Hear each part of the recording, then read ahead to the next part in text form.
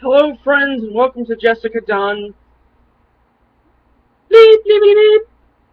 This is where I state opinions on things that simply don't matter to anyone but myself. But if I don't say them, who the fuck will?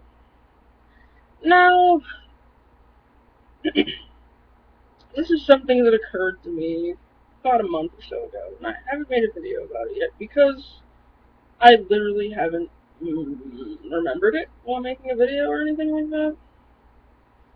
But why is the floor considered too dirty to touch, to roll around on, to eat off of, or to use for anything other than walking?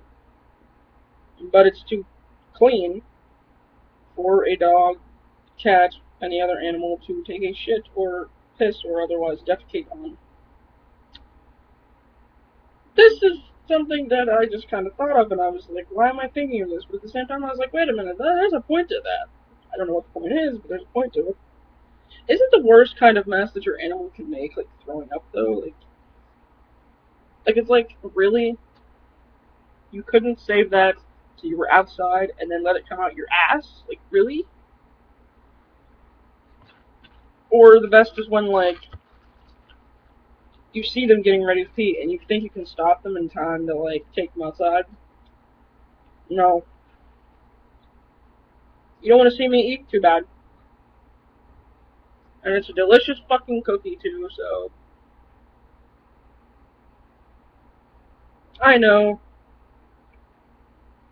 It's not very ladylike to curse. It's not very ladylike to eat and talk.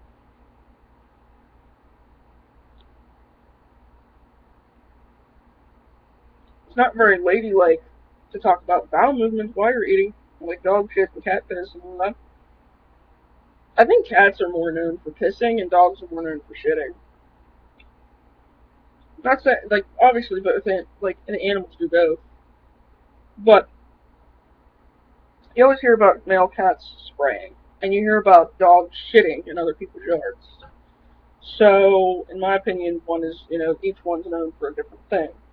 But you hear about female cats popping out puppies, and male dogs going out and getting other people's dogs pregnant. Ironically, my neighbor's dog is a slut, and so is my dog. Problem is, their dog's a girl, my dog's a boy. At least I think it's a girl. I mean, I have not looked, but my dog was sniffing it, and, its parts, and it followed it out of the yard. So I'm guessing, and it's not extremely small, like, it's not really tiny, but it's smaller than he is. So I'm worried if he gets it pregnant, it could die. Like, he's old as fuck, but, he could still be making, baby batter. We don't know. We really don't know. But, honestly, I don't know why I'm talking about dogs, cats, and animals in general, but one of the things that I would want for a pet, since I'm gonna just rant, like, I have a cat outside right now. It's my cat. She's adorable. Her name is Lulu, and she's gray, with, like, white paws and white tummy, and she's a very nice cat. But if I could have any pet, there's something called a serval. Serval, not servil. A serval. And what they are is, like, it's actually the cat that they mix with domesticated cats to come up with the Savannah. Savannahs are very expensive cats. They can range, well, I'm not even sure anymore. I remember when I looked, but the basic price, I think, is like from 3,000 to 7,000, maybe upwards of 10,000, and that is insane to pay for a cat, considering there are cats walking around every neighborhood, mostly, and they all don't have owners, and they all don't have names. You can just walk outside in most neighborhoods, pick up a cat, and say, "This is my cat."